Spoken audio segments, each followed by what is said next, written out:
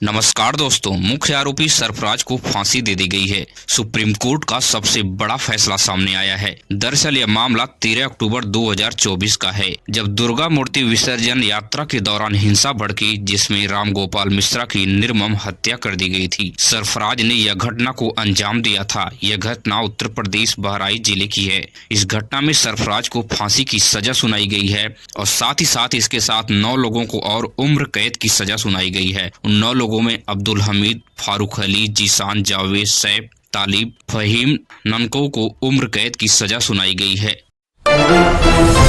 और supreme court ने एक सबसे बड़ी नोटिस जारी की है। 21वीं सदी में ऐसी कुप्रथा आज भी जारी है जहां जाहिलियत की कोई सीमा नहीं है। दरअसल सुप्रीम कोर्ट ने मुस्लिम महिलाओं की खतना की कुप्रथा को लेकर एक नोटिस जारी किया है, जिसमें महिलाओं की खतना प्रथा के हिसाब से 7 साल की बच्ची के प्राइवेट पार्ट को एक हिस्से को काट दिया जाता है। सुप्रीम कोर्ट ने इसे बच्चियों के साथ क्रूरता, अमानवीय, भेदभावपूर्ण संविधान के खिलाफ माना है। बताया जा रहा है कि यह कुप्रथा मौलाना बोहरा मुस्लिम समाज में होती है।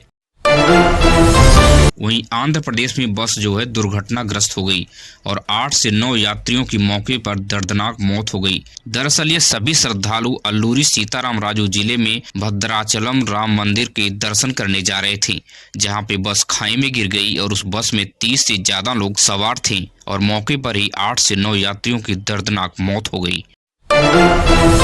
वही दुनिया की भयंकर तानाशाह में शामिल एक तानाशाह की आपको हम अनूठी कहानी सुनाने जा रहे हैं। नॉर्थ कोरिया के तानाशाह अपने देश में जो भी फैक्ट्री से उत्पाद प्रोडक्ट तैयार होता है, उसे वह खुद चेक करने जाते हैं। इस वीडियो को आप देखकर समझ सकते हैं कि इस वीडियो में और इस बर्फीली मौसम को चुनकर किम जोंग ने किस तरह से कंस्ट्रक्शन बिल्डिंग को क्वालिटी को चेक करने के लिए गए, और साथ ही साथ इस वीडियो में आप देख सकते हैं कि किस तरह से फैक्ट्री के प्रोडक्ट को क्वालिटी को चेक कर रहे हैं। इस तरह के दुनिया का कोई भी सरकार शायद ही करने जाती होगी, लेकिन नॉर्थ कोरिया का तानाशाह बिना परमिशन का कोई भी चीज देश से बाहर नहीं निकलने देता है।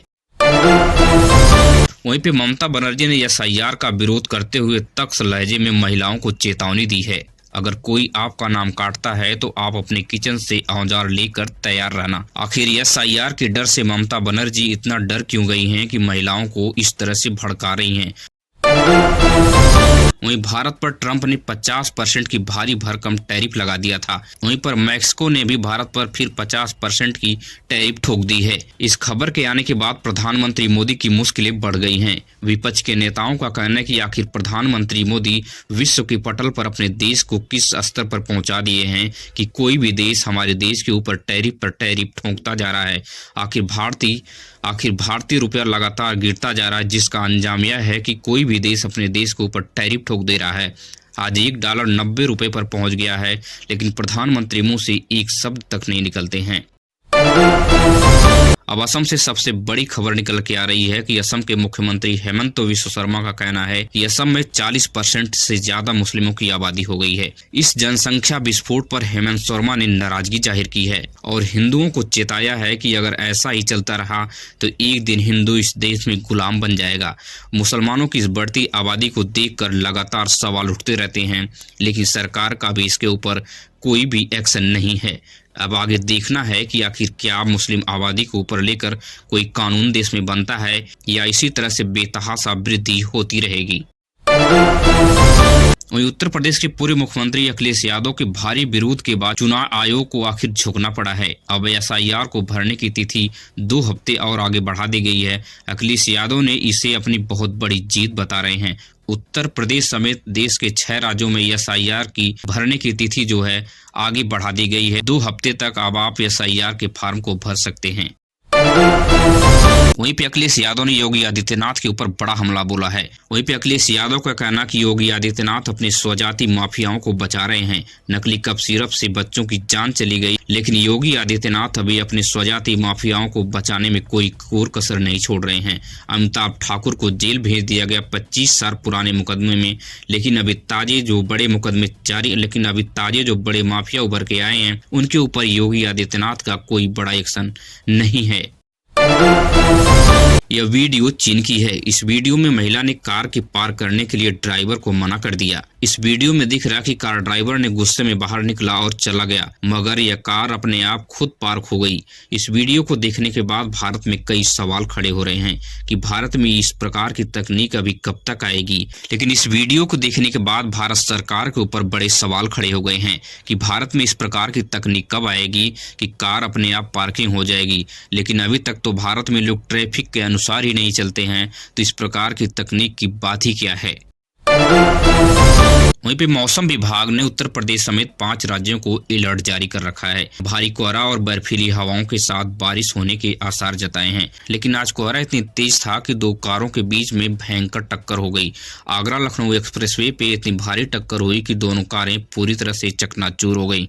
वहीं पे राजस्थान में किसानों का भयंकर विरोध प्रदर्शन जारी है। दरअसल राजस्थान के हनुमानगढ़ में एथेनॉल फैक्ट्री के विरोध में किसानों ने उग्र प्रदर्शन किया। पिछले 4 महीने से लगातार सरकार से अपनी बात मनवाने की कोशिश कर रहे थे, लेकिन एथेनॉल कंपनी की फैक्ट्री जो है मानने को राजी नहीं थी।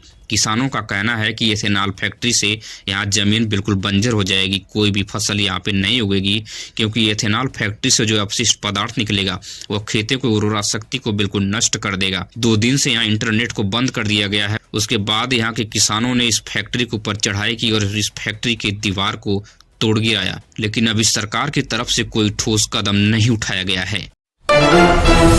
वहीं पे अन्ना हजारे ने एक बार फिर अंतिम सांस तक अनशन करने के लिए चेतावनी दी है। अन्ना ने कहा है कि सरकार अगर तुरंत कानून को लागू नहीं किया तो प्राण त्यागने तक अनशन करेंगे, प्राण त्यागने से पीछे नहीं हटेंगे। इस चेतावनी के बाद दिल्ली सरकार की नींव हिल गई है। अन्ना हजारे ने 30 जनवरी 2026 से महाराष्ट्र में भयंकर आंदोलन करने की चेतावनी दी है। वहीं पर उत्तर प्रदेश और उत्तराखंड के लोग सावधान हो जाएं। उत्तर प्रदेश में एस्मा कानून को लागू कर दिया गया है। कोई भी राज्य कर्मचारी अगले 6 महीने तक कोई भी हड़ताल नहीं कर सकता। अगर हड़ताल करेगा तो उसके ऊपर बड़ी कार्रवाई होगी, उसे नौकरी से हाथ तक धोना पड़ सकता है। वहीं पे उत्तराखंड सरकार ने कुछ दिनों तक धरना प्रदर्शन पर प्रतिबंध लगा दिया है। इसलिए किसी भी नेता के उकसावे में आकर प्रदर्शन करने न जाएं, नहीं तो आपके ऊपर भयंकर कार्रवाई होगी। आप सालों तक जेल में सड़ने के लिए तैयार हो सकते हैं। वहीं पे ऑस्ट्रेलिया में बच्चों को मोबाइल फोन को प्रयोग करने पर प्रतिबंध लगा दिया गया है। ऑस्ट्रेलिया में YouTube, Facebook, Instagram, TikTok, alphabet पर सरकार ने 16 साल से कम उम्र के बच्चों को प्रयोग करने पर प्रतिबंध लगा दिया है।